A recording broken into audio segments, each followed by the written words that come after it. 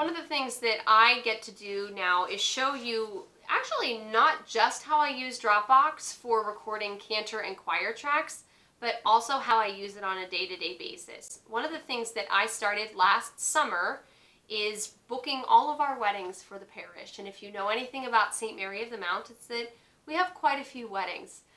We get several inquiries every day into getting married here at St. Mary of the Mount. And with that, once a couple books their wedding here, they have to go through a paperwork process. And so I became in charge of that, yay, about last summer.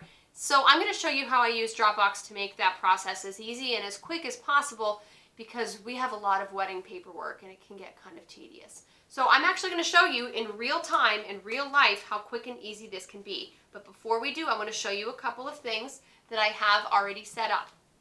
One of them is my Dropbox. And so if you don't have a Dropbox account, then you need to create it before you do this. Okay, so we're going to create a Dropbox account for you in case you haven't already done that. And so you can go to your favorite web browser and type in Dropbox.com. Now here I'm on a Mac, and I can go down here either to my Safari web browser, or I can go to Google Chrome. If you're on a PC, you'll probably use Google or Google Chrome, or maybe if you have a Windows 10, you're probably using Edge. But anyways, type in on the search Dropbox.com, and then you'll come up with this page. Now you want to create a new account. So the first thing we're going to do is we're going to name it. So I'll give it my name. This will be a brand new account. And npmpgh@gmail.com. And then you have to come up with a password. This happens to have a suggested password, but I'm going to use one that I already know and that I want to create just for myself. And then you have to agree to the terms. You can read those if you want. Most people don't. They just click onto that. And then you are ready to create an account. So now we create this account. It goes through the process. And would I like to save it? No, not now.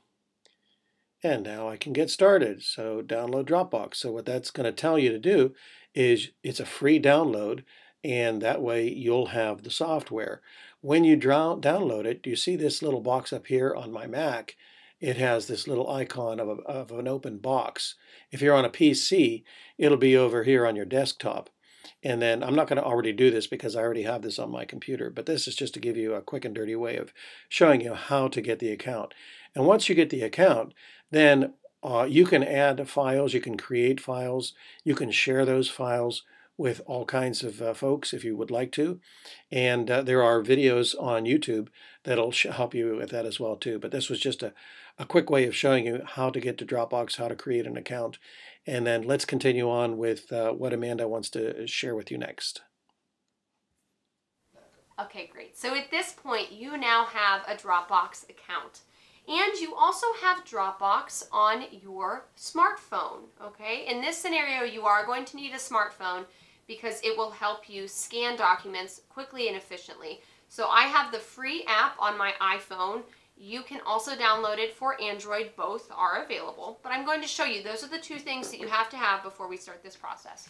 So this is an actual real-time couple who I haven't even opened yet, but I know this is their wedding paperwork for their wedding here. So in order to get married here at St. Mary of the Mount, you have to have a wedding policy agreement. So what I do is they have to sign with their check in order to get married here. I'm not going to show you that part, but they have a wedding policy agreement that they sign and they send back to us in order to have their wedding here. So we have this policy agreement here. We have this piece. And so what I would do is I would actually take my Dropbox, and then I would actually hit the center plus button on the app. And when you hit that center plus button on the app, it gives you a couple of options. You can scan a document, you can upload photos from your phone, or you can create or upload a file. Well, today we're going to scan a document.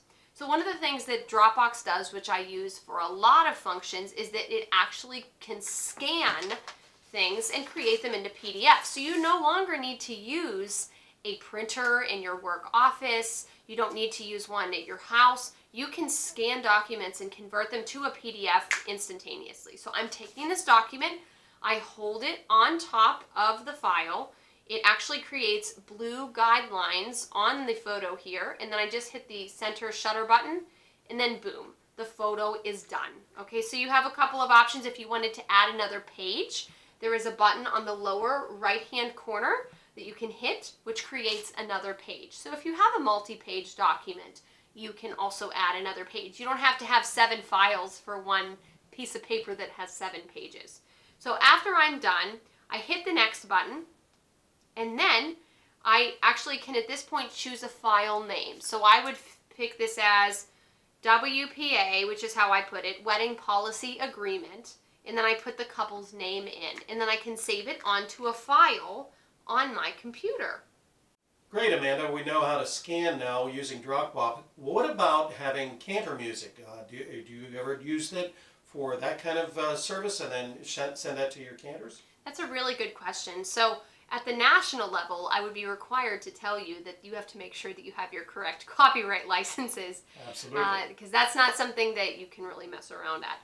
But if I'm ever in a pinch, and which does happen, where one of my Cantors does not have their Michel Guillemot setting book, we have Gather 3 here, and so anytime we ever do a psalm tone setting or a Michel Guillemot setting that's in the scriptures, sometimes they have separate books and they may not have it. And that has happened before, where a Cantor was out of town for Thanksgiving, which did happen, and she needed the psalm quickly. Well, actually, I can use that same app on my phone and create a PDF instantly.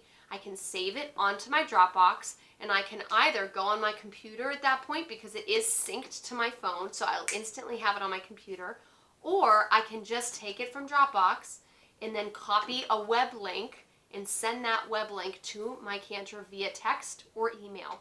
It's all very quick and very easy, so I can get music to them as well. But again, I am to tell you that you need to make sure that you have your copyright licensing in order. OneLicense.net. OneLicense.net. And I will say OneLicense did make things easier this year, because while OneLicense is a lot more expensive now, if you are a member, you know this, but you now have access to a lot more music, including WLP now, OCP, and GIA. So the big 3 are really in there. So that's really been helping. So yeah, it's, scanning is not just for written documents, but it can also be for your music as well.